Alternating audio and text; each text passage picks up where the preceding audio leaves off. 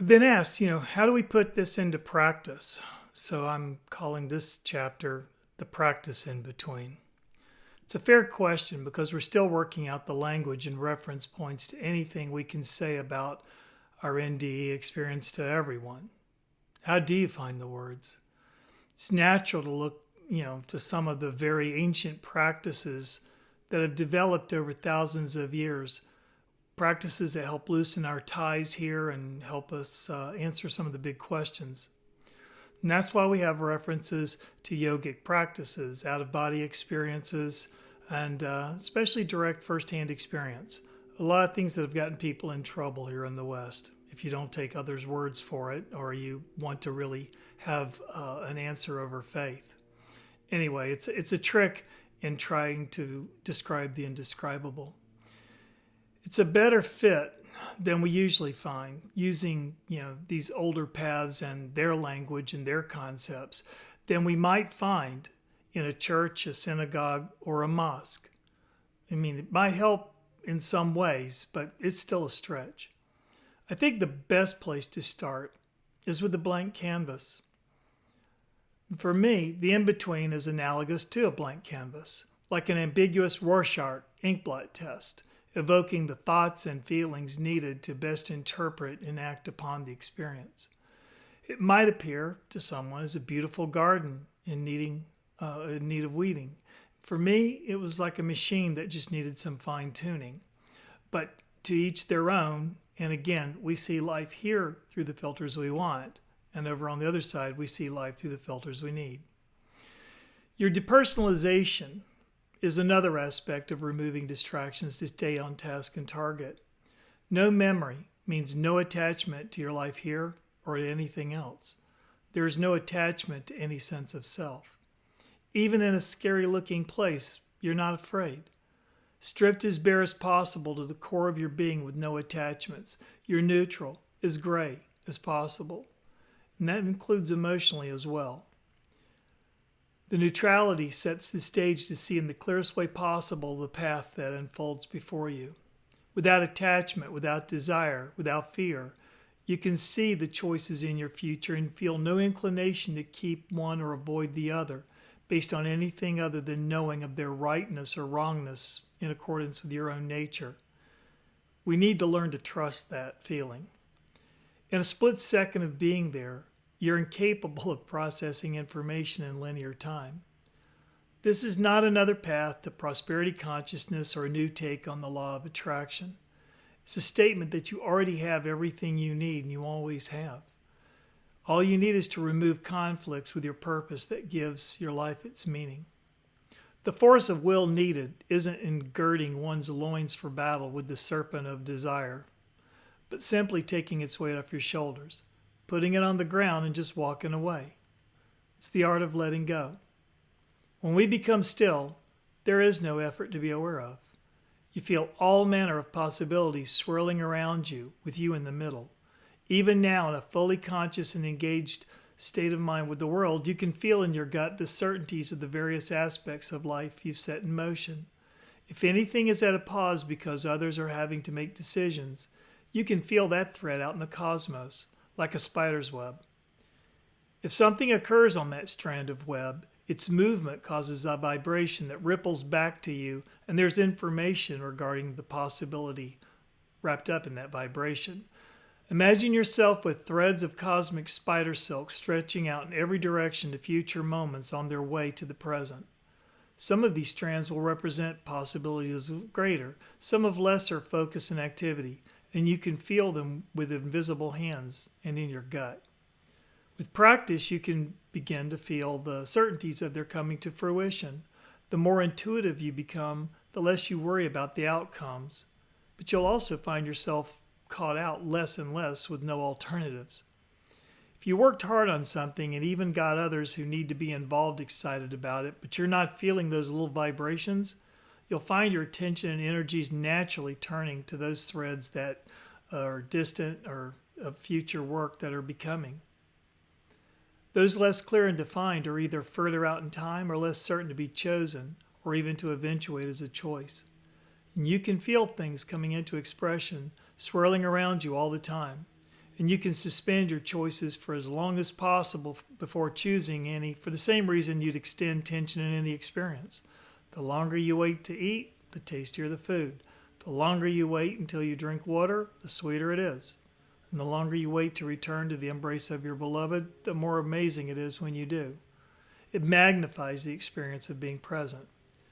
Not rushing choices and waiting as long as you can before you have to choose also allows all the other possibilities to mature a little more as candidates for selection, removal, or denial. That increased maturation allows for the arrival of new information just in time that might impact your choice. Even in practical worldly terms, that makes sense. As an example, two competing choices that are equally wonderful may be timed in their presentation to you, not to create conflict, but to help you see what is clearly important to you.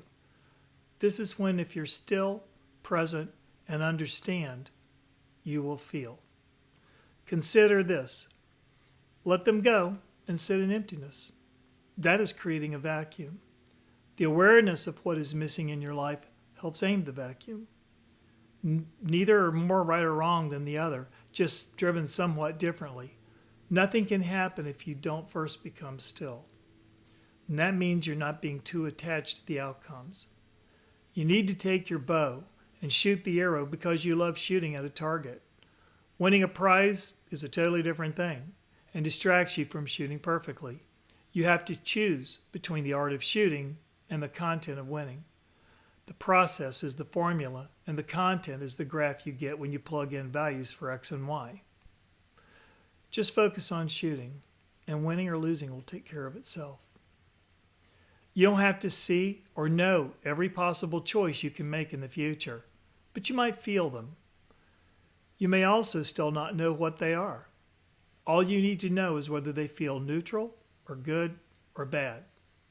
If they feel bad, they're probably running counter to your values and emotions, to your nature.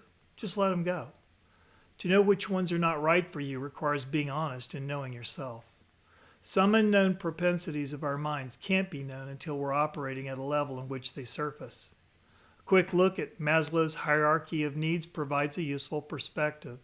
Within the pyramid of human experience, Abraham Maslow describes several levels representing the evolutional maturity of man. The first level deals with the primal basics: food, water, shelter, procreation, safety. Once those needs are fulfilled, we progress to higher needs and socialization skills. We ponder the world around us beyond the immediate basics, and rising higher in the pyramid with ever more involved needs, we reach the pinnacle of self-actualization. Using that pyramid as a map to navigate our way around the human landscape, it's hard to look at people struggling at the first tier of survival and know which of them will become the puppet masters of the world when they reach a higher tier, or which one will have an epiphany and come up with a cure for cancer. In our own lives, in the absence of a map or a compass, moral or otherwise, how do we chart our journey? What is our frame of reference? If we have a compass and sextant and understand the principles of navigation, then we may not have a map, but on each new day of our journey, we can still orient ourselves by calculating our position based on the stars to understand where we are on Earth. Some things remain constant in the light of our change. And that's why the North Star is important in celestial navigation. It is the enduring star that never wavers. Make that which is permanent and unchanging to you your North Star. That's as good as your compass.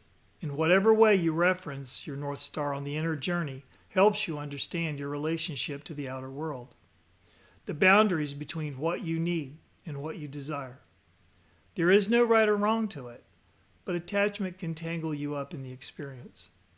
With everything you pursue, and sometimes win, if you could let them go when they have run their course, wealth and power, our beauty and status, youth and strength, your children and life itself, then you'll have a better conclusion to the overall experience.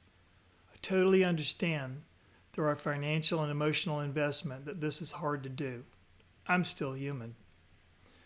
How do you see your own in-between and its meaningful representations of future choices as possibilities to select or deselect? What are the constants across your different models, and what are the variables?